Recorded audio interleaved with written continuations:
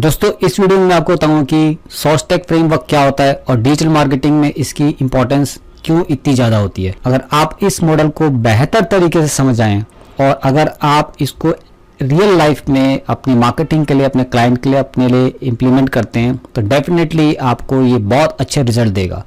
मैंने देखा ज़्यादातर जो मार्केटर्स होते हैं, न्यूबीज होते हैं, तो सीधा डिजिटल मार्केटिंग के बारे में बताने जाते हैं। पहले वो समझते ही नहीं है कि एक्चुअली किस फ्रेमवर्क पर उनको काम करना है, क्या उनका बेसिकली प्लान क्या होगा, स्ट्रेटजी क्या होगी, उनके क्या ऑब्जेक्टिव्स होंगे, उनके टैक्टिक्स क्या होंगी। कुछ नहीं, बस सीधा एक्शन लेते हैं। एक्शन लेने से पहले आप पहले समझ लीजिए मेरे दोस्तों। तो हम सबसे पहले देखते हैं कि सॉसटेक मॉडल में बेसिकली क्या होता है। सबसे पहले होता है सिचुएशन एनालिसिस। सिचुएशन एनालिसिस का मतलब क्या होता है कि जब भी आप एसेस करते हैं आपके बिजनेस के लिए या आपके क्लाइंट के लिए, आपका बिजनेस भी हो सकता है, आपके क्लाइंट का बिजनेस भी हो सकता है, ये चीज दोनों जगह काम करती है। तो आपको सबसे पहले उनके इंटरनल और एक्सटर्नल फैक्टर्स को समझना होगा कि वो जो भी आप रणनीति बना रहे हैं, जो भी आपकी स्ट्रैटेजी है, वो इम्पैक्ट कैसे करेगी। मैं एग्जाम्पल के पॉइंट पे आपको समझाता हूँ। मान लीजिए आप किसी मार्केट का ट्रेंड्स का एनालिसिस कर रहे हैं, ठीक है। आपका क्लाइंट भी हो सकता है वो और आप भी हो सकते हैं, बट पहले रिसर्च एनालिसिस सबसे ज्यादा करिए दोस्तों।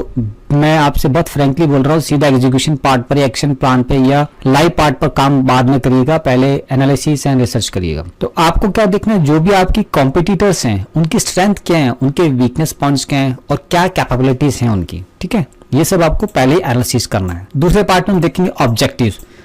आप जो भी मार्केटिंग कर रहे हैं, ठीक है, तो आपको आपकी मार्केटिंग मेजरेबल जो गोल्स हैं और ऑब्जेक्टिव्स हैं वो बहुत ही स्पेसिफिक, अचीवेबल एंड अलाइन होनी चाहिए आपके बिजनेस स्ट्रेटेजी से। इसका मतलब क्या है? इसका मतलब ये है कि आप इमेजिनिंग करके या अनरियलिस्टिक या ऐसी सपनों में नहीं बनाएंगे चीजों को। रियल ग्राउंड पर आपको ये पहले पूरा ड्राफ्ट करना पड़ेगा, पूरा प्लान आउट करना पड़ेगा कि आपके ऑब्जेक्टिव जो हैं बहुत स्पेसिफिक होने चाहिए। क्या आप अचीव करना चाहते हैं, क्या स्पेसिफिक चीज को ही तो आपको टारगेट करना है और आपके बिजनेस स्ट्रेटजी से वो अलाइन करनी चाहिए। ऐसा नहीं है कुछ भी बना रहे हैं, किसी को कुछ भी दे रहे हैं, वो मत करिएगा मार्केटिंग में। मैं एग्जांपल के पॉइंट पे समझाता हूं। मान लीजिए आप किसी की वेबसाइट का या ब्लॉग का, या आपकी भी हो सकती है, आपके क्लाइंट की भी हो सकती है। मान लीजिए आप 20% उस पर ट्रैफिक जनरेट करना चाहते हैं, ठीक है, या 15% ज्यादा लीड जनरेट करना चाहते हैं सोशल मीडिया के थ्रू। तो क्या ये एक आपका ऐसा गोल है, ऐसा ऑब्जेक्टिव है जो बिल्कुल स्पेसिफिक है और ये क्लियर है एकदम, यानी कि आपको क्लियर आपके पास में गाइडलाइन आ रही कि ठीक है मुझे 20% जो है अपना ट्रैफिक या अपने क्लाइंट का ट्रैफिक जनरेट करना है या उनके लिए लीड जनरेट करनी है। तो वो फिगर्स आपके पास में बहुत क्लियर होनी चाहिए। नेक्स्ट नाम दिखेंगे दैट इज स्ट्रैटेजी। स्ट्रैटेजी का मतलब है कि जो भी आप रणनीति बना रहे हैं आपकी मार्केटिंग की, उसकी एक आउटलाइनिंग करिए, उसमें आप ऑब्जेक्टिव डिफाइन करिए कि क्या क्या ऑब्जेक्टिव्स आपको डिफाइन करने हैं फिगर्स, नंबर्स के अंदर। ध्यान दीजिएगा, जैसे कि मैंने पिछले उसमें बताया था ऑब्जेक्टिव्स में, तो वो बहुत ही क्लियर डिफाइंड होनी चाहिए। फिर आपका जो ऑडियंस है वो टारगेटेड ऑडियंस होना चाहिए। लेट्स सपोज मान लीजिए आप योगा फिटनेस के बारे में बता रहे हैं या आप क्रिकेट के बारे में बता रहे हैं, तो आपका ऑडियंस बिल्कुल स्पेसिफिक होना चाहिए। मान लीजिए क्रिकेट में किसी को इंटरेस्ट ही नहीं और आप उसको दिखा रहे हैं, चाहे आप उसको कंटेंट, वीडियो कंटेंट दिखा रहे हो, चाहे उसको बुक्स के बारे में बता रहे हो, चाहे आप उसको ब्लॉग्स लिख रहे हो, वेबसाइट लिख रहे हो, तो क्या फायदा उसको, या पेड एड चला रहे, क्या फायदा? कोई फायदा नहीं। तो that should be very targeted. Okay, positioning आपको बड़ी क्लियर होनी चाहिए और उनके जितने की मैसेजेस हैं वो आपको बहुत ही बिल्कुल स्पेसिफिक होनी चाहिए। तो अभी हम ले लेते हैं एग्जांपल की कंटेंट मार्केटिंग जो भी आप कर रहे हैं अपनी इंडस्ट्री के लिए, तो आपकी एक अथॉरिटी बनती है, आप एक थॉट लीडर कहलाते हैं बेसिकली जब भी आप अपनी स्पेसिफिक स्ट्रेटेजी को इंप्लीमेंट करते हैं। और सोशल मीडिया एडवर्टाइजिंग को स्पेसिफिक डेमोग्राफिक के बेस पर आपको चूज करना है। मान लीजिए आप कोई चीज टारगेट कर रहे हैं, आप कोई चीज आपने ऑब्जेक्टिव डिफाइन करे, आपकी मार्केटिंग है इंडिया में, ठीक है, और आप उसको टारगेट कर रहे हैं बाहर, तो कोई क्या फायदा आपको। अब हम देखते हैं next one, this is called tactics. Tactics में मतलब क्या है कि आपकी जो भी एक्शनेबल स्टेप्स हैं, जो भी आपने पहले ऑब्जेक्टिव्स बनाए हैं, ठीक है, जो भी आपने स्ट्रेटेजी बनाई है, दोनों जो हमने ऊपर देखे थे इसके ऊपर, ठीक है, ऑब्जेक्टिव्स एंड स्ट्रेटेजी, उनको आप किस चैनल्स के थ्रू किस टाइप का कंटेंट क्रिएट करेंगे और किस टाइप के मार्केटिंग टूल्स को यूज करके आप वो चीजों को अचीव करेंगे और वो आपकी टैक्टिक्स कैसे होंगी वो वेरी क्लियर होनी चाहिए। एग्जाम्पल के पॉइंट पे मैं दिखाता हूँ। लेट्स सपोज आपने क्या करा, एक ब्लॉग लॉन्च करने जा रहे हैं, लेट्स सपोज, या मान लीजिए आप एक एड रन करने जा रहे हैं फेसबुक के ऊपर, या आप ईमेल मार्केटिंग कैंपेन रन कर रहे हैं या लीड जनरेट कर रहे हैं अपने क्लाइंट्स के लिए।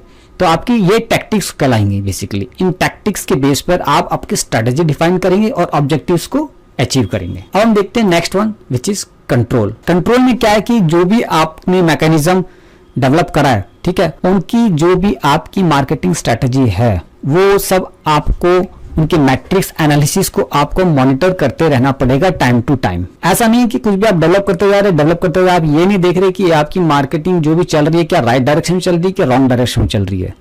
अगर वो रॉन्ग डायरेक्शन में चल रही है तो आपको उसको रेक्टिफाई ओके करना होगा और अदरवाइज चेंज करना होगा। ऐसा नहीं होगा कि आप कुछ भी डेवलप किए जा रहे हैं, दैट इज रॉन्ग। कंट्रोल में हमने क्या करना है, मान लीजिए आप वेबसाइट ट्रैक कर रहे हैं, ट्रैकिंग का मतलब होता है एनालिसिस ट्रैक कर रहे हैं आपकी वेबसाइट क्लाइंट के लिए, अपने लिए, ठीक है, या आप ये मॉनिटर कर रहे हैं आपके जो क्लाइंट हैं या आपकी जो वेबसाइट है सोशल मीडिया की एंगेजमेंट्स क्या आ रही हैं, ठीक है। मान लीजिए किसी पर्टिकुलर चीज पर ज्यादा एंगेजमेंट आ रही है तो आपने क्या करना है, उस कंटेंट को रेप्लिकेट करना है, उसको 5x 3x 10x करना है, बढ़ाना है। या आपने क्या करना है, आपने ऑब्जेक्टिव्स, आपको रिव्यूज देखने, बेसिकली आपके जो ऑडियंस हैं उनके जो फॉलोअर्स हैं, फैंस हैं, या उनका जो टारगेट बेस्ड है वो अचीव हो पा रहा है कि नॉन ऑब्जेक्टिव से। अगर नहीं हो रहा that should be have to be clear और आपको वो चेंज करनी होंगी। अब हम नेक्स्ट वाले में देखते हैं, दैट इज कॉल्ड एक्शन।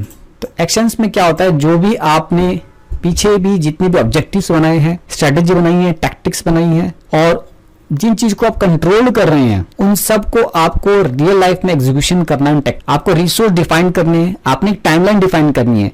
ऐसा नहीं है कि मान लीजिए आप अचीव तो करना चाहते हैं 15% ट्रैफिक अपने उस पे वेबसाइट पे या सोशल मीडिया की ग्रोथ, 6 महीने का आपने टारगेट बनाया और आप उसको अचीव कर रहे हैं 6 साल के अंदर या 2 साल के अंदर, तो क्या उसका बेनिफिट? कोई बेनिफिट नहीं है।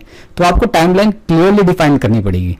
आपको अपना टास्क कोऑर्डिनेट करना पड़ेगा अपने टीम मेंबर्स के साथ, और अगर आप अकेले हैं, आपके पास कोई टीम नहीं है, तो ये सब चीजें आपको खुद डिफाइन करनी पड़ेगी, खुद देखनी पड़ेंगी। एग्जांपल के पॉइंट पे देख, मान लीजिए आप एक पब्लिश करने जा रहे हैं ब्लॉग पोस्ट के ऊपर, ठीक है, तो आपको रेगुलर ये मॉनिटर करते रहना पड़ेगा, ठीक है। आपको ये देखने पड़ेंगे अगर आप पेड कैंपेन चला रहे हैं तो जो भी पेड कैंपेन सब रन कर रहे हैं किसी भी सोशल प्लेटफॉर्म्स के ऊपर, उस पर एंगेजमेंट कितनी आ रही है, उस पर रिटर्न ऑफ इन्वेस्टमेंट कितना आ रहा है। लेट्स सपोज आप लगा रहे हैं 100 रुपए, तो उस पर रिटर्न कितना आ रहा है आपको। और आपको ये देखना पड़ेगा कि अगर वो सब कैंपेन्स एज पर आपके सब्जेक्ट और ऑब्जेक्टिव के अलाइन नहीं हो रही हैं तो आपको उनको रीडिफाइन, रीचेंज करना पड़ेगा।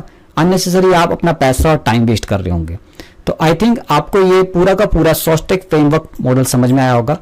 अगर ये प्रॉपर आप कर लेते हैं तो आपकी मार्केटिंग स्ट्रेटेजी बड़ी क्लियर होगी, डिफाइंड होगी और आपके सामने आपकी मार्केटिंग की बड़ी पिक्चर बहुत ही क्रिस्प क्लियर होगी। अगर आपको फिर भी डाउट है, कोई प्रॉब्लम है, कोई कंफ्यूजन है, आप मुझसे यहाँ पूछ सकते हैं, और नहीं तो आप मेरे मेरी फेसबुक पे जाके, मेरा फेसबुक प्रोफाइल है मुरली साची के नाम से, आप वहां पे भी मुझसे इस चीज को पूछ सकते हैं। आप फ्रेंड रिक्वेस्ट भेज सकते हैं, आपको मुझसे क्वेश्चंस पूछ सकते हैं, मैं आपकी प्रॉब्लम का सोल्यूशन दूंगा।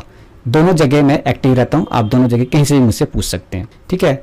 आई होप फ्रेंड्स आपको ये सॉस्टेक फ्रेमवर्क मॉडल समझ में आया होगा। If you have any doubt you can ask me. Thank you my friends.